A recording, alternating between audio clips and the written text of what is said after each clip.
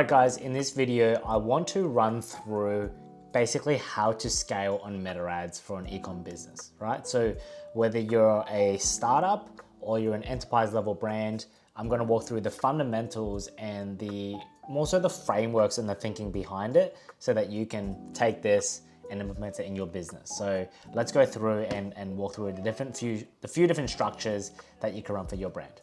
Alrighty, so we're here and what I want to do is walk through the different mechanisms that you can run and basically the different stages that you have in your business, right? So really simply put, there are a few different stages that you could be at in an e-com business, right? So what I like to call is like the startup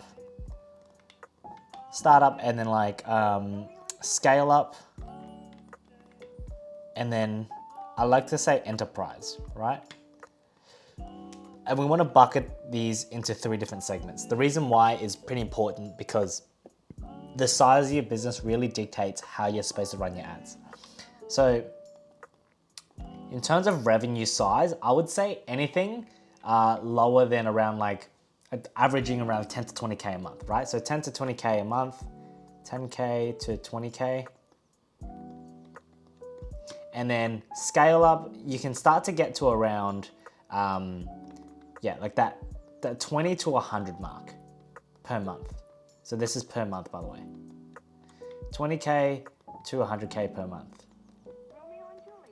And then 100 grand per month. Like yes, there are nuances, but after a certain point, it's just much more of the same thing.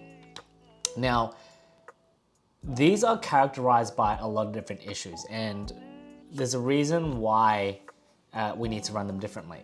The startup phase, the issues that you're experiencing is more so inconsistency, right? And not enough conversion points, not enough data, right? Enough data. Now, a scale up, as you spend more, profitability kind of takes a hit as well. I guess it's scale up and enterprise. Now, a scale up, the issues to do with the scale up are more so centered around consistency, right? So to be fair, you always have a bit of inconsistency across the board, but consistency in terms of where the money is going, right? So it's more so resource allocation. So like, are you actually spending money in the right areas? And then 100 grand plus, you start to see like profit issues. So you start to see issues with actually hitting unit economics once you're hitting 100 grand per month in terms of revenue, and you're just scaling your ads to the moon. You're trying to hit, your MER targets, your ROAS targets, different benchmarks, but it's starting to get harder. The customer acquisition cost is getting harder, etc. Right? So these 3 different issues in terms of like the different sizes of your business and how you're supposed to run ads. Now, a startup, because you don't have a lot of data and your revenue is quite low, you might not even have enough budget as well. You have to run your ads in a way that allows you to get enough data. Keep in mind, every campaign that you generate or have running at the same time, you're effectively spreading your campaigns thin, right? So if you look at a lot of different campaign structures, first and foremost, the most important thing for an e-com business, you always need a testing mechanism and a scaling mechanism, right? So mechanism for growth is a testing variable where you can actually So coming back, let's come back a little bit, right? So in order to scale a business, you need 1 testing mechanism and 1 scaling mechanism, right?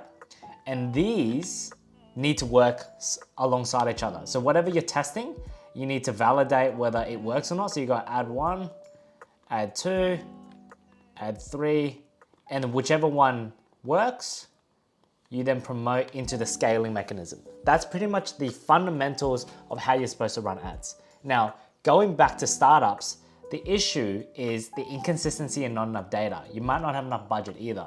So a lot of businesses that I see, they try to run this. They try to run one scaling mechanism and one testing mechanism. But the issue is, you might only have $50 a day. When you break that down into the different ad sets and ads that you run at the same time, there's not enough data, there's not enough money to go around and circulate the different ads, right? So because there's not enough money to serve any different ads, you don't get enough conversion points, then you don't get out of the learning phase, and it's a bit of a negative feedback loop. You can't actually scale. What you actually need to do is group things together. And it sounds a bit counterintuitive, right? Because you, like I said, you needed a scaling mechanism and a creative testing mechanism. What works much better, because of the issue of a low budget and you need to have the data together, you just run one campaign, right? You run one conversion campaign. So I like to do a CBO, you can do an AB or whatever it is. You go broad, and then you run 3 to 5 ads in it. Now, you keep it very bare bones and simple, and you put most of your budget towards this. And hopefully, through your ad creative, the targeting will find the right person over time and get you conversions. Keep in mind, this is an experimental phase that takes a bit of time to get off the ground. You're going to fail a lot of the time because you don't have the resources or capability to spread your campaign across multiple different areas, test things at the same time, scale at the same time. You just need to focus all your eggs in one basket. So it's running this campaign. The other way that you can do it, again, following the structure, one CBO campaign or one Advantage Plus or one campaign, what I like to call a dynamic creative testing campaign. You basically just create one broad ad set, that's a dynamic creative testing ad set, and then you create 3 creatives, 2 headlines, 2 ad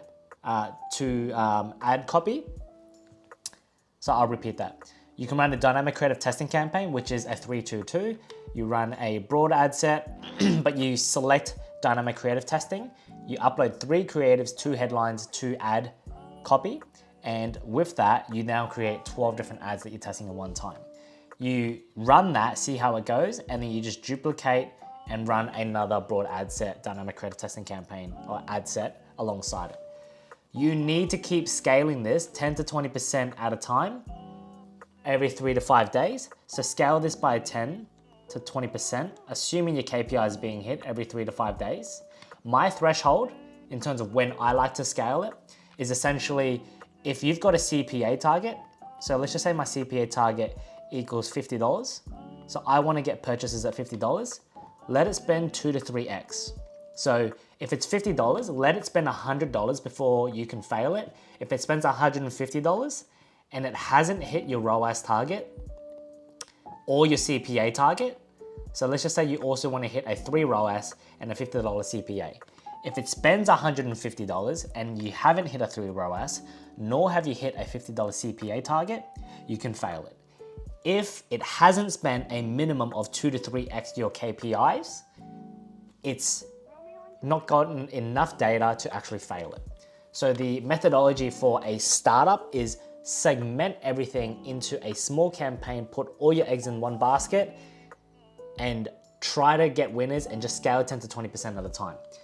Literally keep it so bare bones, keep it super simplified, because you don't have the luxury of a testing and a scaling campaign. You don't have the luxury of spreading your eggs, spreading your budget super thin, right?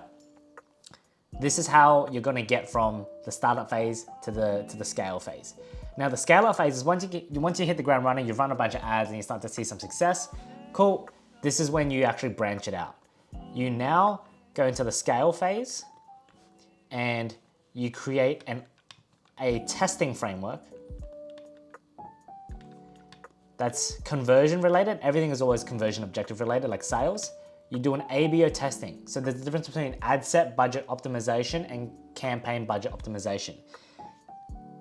Ad set budget optimization allows you to segment based on the ad set level versus the campaign level. The difference between the two is that the campaign level, you set one budget and it uses that entire budget for all the audiences, all the ads. Ad set budget is you create one campaign and you can create many ad sets, but you control how much budget goes to each ad set. The reason why this is important is because what we're gonna do is we're gonna create broad ad sets. We're gonna create a ton of them. We're gonna follow a structure of a 1-1-1, basically, right? So basically, it's one campaign, one ad set, which is a broad ad set, and then one ad. And each additional ad that you run as a test, you create a new ad set using ABO and you sign a daily budget that you're comfortable with. It doesn't really matter, right? As long as you follow the framework of CPA target and your ROAS target, 2 to 3x KPI. So if my CPA target is still $50, right? And my ROAS target is $3, I don't care if you spend $10 a day, I don't care if you spend $100 a day or $200 a day for each ad set. You still follow the same framework. Give it 2 to 3x your KPI in spend, and if it doesn't hit your metrics, you fail it. The reason for this is we're basically creating scientific experiments that we can control with our testing framework. So in the ABO campaign, we're creating the independent variable, which is your broad targeting, and then we want to create one test per target group. So then the dependent variable is the ad. So if this ad succeeds, but this ad fails and this ad fails, we know with 100% certainty, it was the ad creative that was the most powerful, not the target audience. What I see a lot of people doing is they try to use targeting and ad creative at the same time. Some work, some don't. But the issue is you don't actually know why it's working. Is it the audience or is it the targeting? Sorry, is it the audience and targeting or is it the creative and the messaging? Who knows? By doing this structure, you can determine what the best creative is based on an independent variable, which is everybody in your target groups. Then you also create a scale campaign. Now, the scale needs to be CBO or Advantage Plus. I don't care which one you do, it's up to you. You want to test based on your campaign and see what works the best. The framework is very simple. Follow the 2 to 3x KPI threshold, and anything that consistently hits your KPIs, you promote into a scale campaign. You keep scaling this by 10 to 20% as well. Key thing to keep in mind, you run both at the same time. When you promote from an ABO, ad set testing campaign, which is your creative testing campaign, into your scale campaign, you need to keep them both on at the same time, assuming it's still working. The reason why is it's working off a different algorithm. When you promote from one to the other, it's still a new test. It doesn't guarantee you from actually succeeding in the scale campaign. We're just creating the variables and giving ourselves the most chance of success when we do promote from a testing framework to a scale framework. And this one here, we just vertically scale. The scale element is a CBO. Again, it's broad, Advantage Plus audience. You just go for gold, right? You just keep increasing 10 to 20% every couple of days, assuming your KPIs are being hit. Assuming that the ad is working both in the scale campaign and the ABO campaign, you just keep increasing by 10 to 20% over time. The reason why we do 10 to 20% over time is just because we don't do dramatic changes to the algorithm that then reset learnings or anything like that. So that is basically the scale campaign. We now have a bit more budget and resources to allocate towards a testing framework. Now, what happens when you follow this framework and you get to the enterprise level? Profit. So this is the most interesting aspect. Enterprise level, simply put, you run the same thing, but now you're just testing different campaigns. You're getting a bit more wild. So now you've got a testing framework, which is the fundamentals. Now you're promoting into a scale. And then additionally, like this is the foundation, you can then add in additional campaigns. So you run an interest campaign, or you run a dynamic product ad campaign, or you run a bid adjustment campaign, whatever it is. it doesn't really matter. You can just create additional campaigns for different product lines. And really, the key thing for a enterprise level scaling campaign in this area, it's actually more of the same of resource allocation, but it's actually just data analysis. It's actually less about going crazy and different structures and anything like that. You can bake on more. It's actually just understanding your numbers and unit economics and figuring out where the money is coming from, what's more profitable in terms of where your money's going to different ad sets, creatives, offers, things like that. And you're just baking on more tests, keeping this the foundation, and then getting a little bit more fun and a little bit more freedom in terms of like the ad sets, testing different interest groups, lookalike audiences, dynamic product campaigns, catalog campaigns, whatever it is. This is actually the easiest part of your scaling, because now it's really just about understanding your numbers.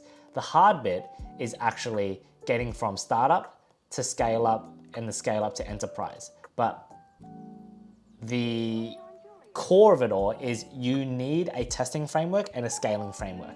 If you're a startup, you don't have enough budget to run the same experiments, because you can't afford to, run, 10 test ads that might fail, and then you don't get enough conversion events to leave the learning phase. You don't have enough budget left over to scale up, right? So you want to group everything together, get as many conversion events, get it to a point where you can make enough money to invest more in your ads, then change the structure from a simple, all of funnel campaign, I like to call it, into a scale-up campaign where you do one testing framework, which is an ABO, and then a scaling framework, which is a CBO, and you're just promoting from one to the other, right? As such.